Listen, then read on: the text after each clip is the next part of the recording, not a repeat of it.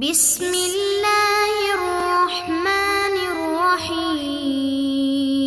السلام علیکم معزز طلبہ کرام، آپ سب کیسے ہیں؟ آج ہم نور الانوار کے سبق نمبر 110 کو پڑھیں گے اور آج کے سبق کا عنوان ہے قدرت کی اقسام۔ آج کے ہمارے سبق کی عبارت ثم قسم هذه القدرۃ الی المطلق والکامل سے شروع ہوتی ہے۔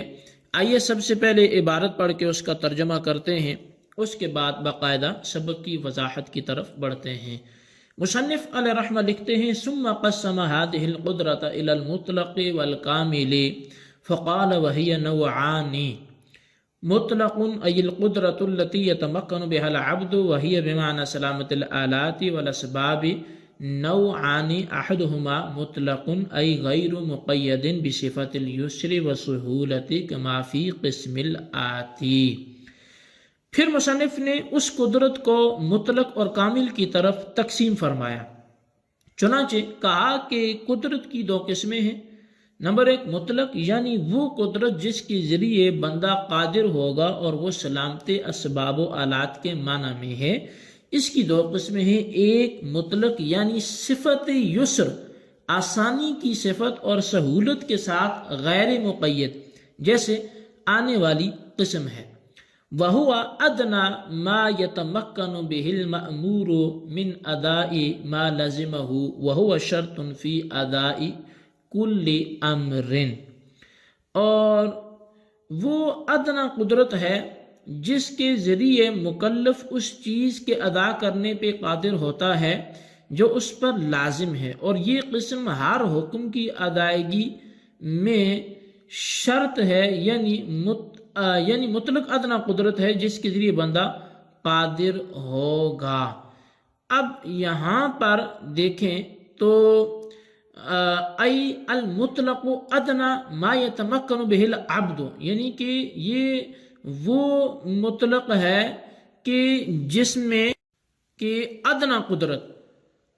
قدرت کے جس کے ذریعے بندہ قادر ہوگا، اور کتنا قادر ہوگا کہ یہ شرط فی اداء کل امر،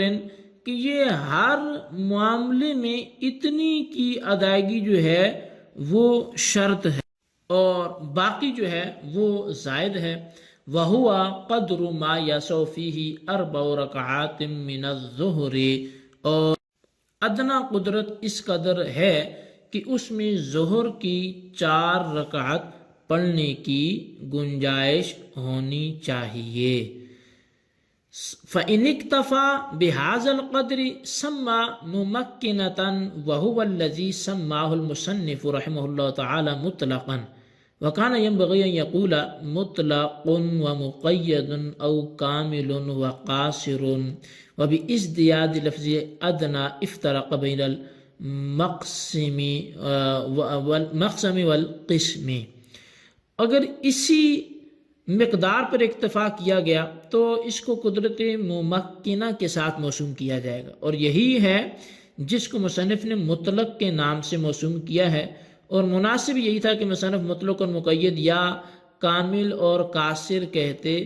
اور لفظ ادنا کی زیادتی سے مقسم اور قسم کے درمیان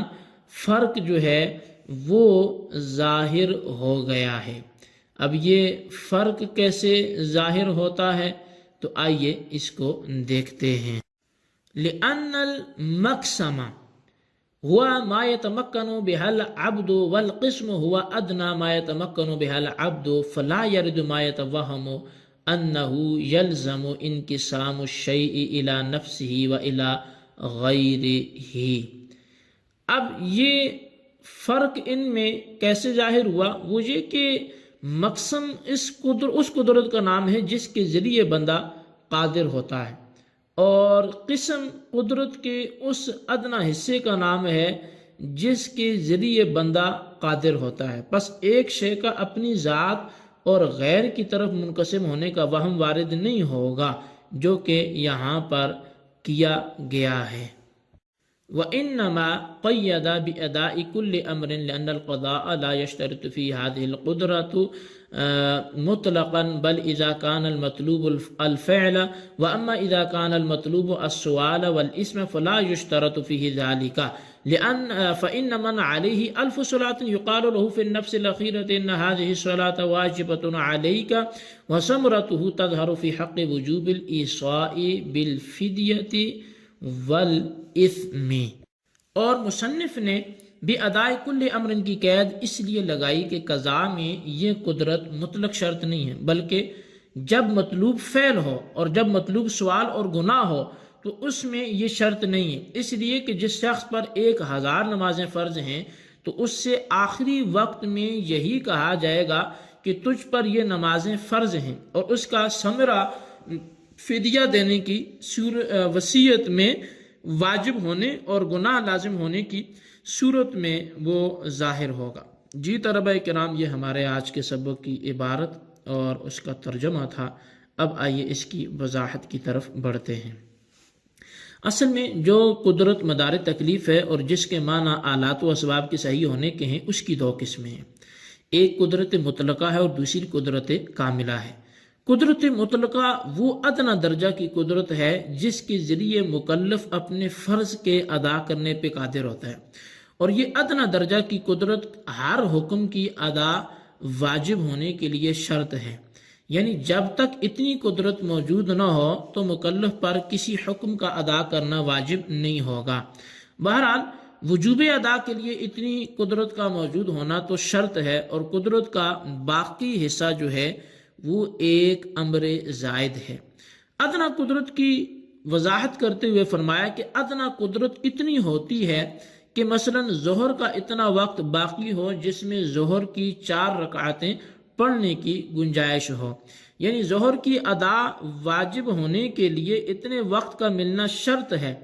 اور اس سے زائد وقت کی شرط ہونے میں کوئی دخل نہیں ہے۔ شارح الرحمہ نے فرمایا کہ اس ادنا قدرت کا نام قدرت ممکنہ ہے، اسی کو مصنف نے قدرت مطلقہ کے نام سے موسوم کیا ہے۔ اب شارح الرحمہ نے ماتن کی گرفت کرتے ہوئے فرمایا کہ ماتن کی بیان کردہ قدرت کی 2 قسموں مطلق اور کامل کے درمیان صحیح مقابلہ موجود نہیں ہے۔ مناسب یہ تھا کہ ماتن مطلق اور مقید فرماتے یا کامل اور قاصر فرماتے، اور وہ بھی اس دیاد لفظ ادنا افتراق سے ایک اعتراض کا جواب دیا جا رہا ہے۔ اعتراض یہ ہے کہ مقسم وہ قدرت ہے جس کے ذریعے مکلف اپنا فرض ادا کرنے پہ قادر ہوتا ہے، اور اس کی ایک قسم مطلق ہے، اور اس سے مراد بھی وہ قدرت ہے جس کے ذریعے مکلف فرض ادا کرنے پہ قادر ہوتا ہے۔ تو گویا مقسم اور اس قسم کے درمیان اتحاد ہے، اور اسی کا نام انقسام الشیء الی نفسہ و الی غیرہ لازم آتا ہے، اسی کو بولا جاتا ہے، یعنی قدرت اپنی ذات کی طرف اور اپنے غیر کی طرف منقسم ہے، حالانکہ انقسام شیء الی نفسہ و الی غیرہ ناجائز ہے۔ تو شارح نے جواب دیتے ہوئے فرمایا کہ یہاں جو مقسم ہے اور قسم ہے ان کے درمیان تغایر ہے، غیریت ہے، بہین طور پہ کہ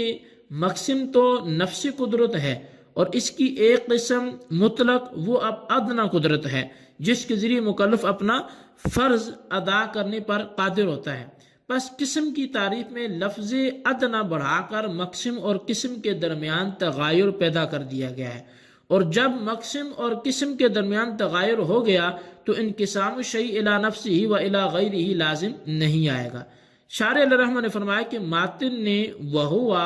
شرط فی اداء کل امر کہہ کر قدرت کو ہر امر کے وجوب ادا کے لیے اس لیے شرط قرار دیا ہے کہ قضا کے لیے یہ قدرت شرط نہیں ہے، بلکہ مکلف سے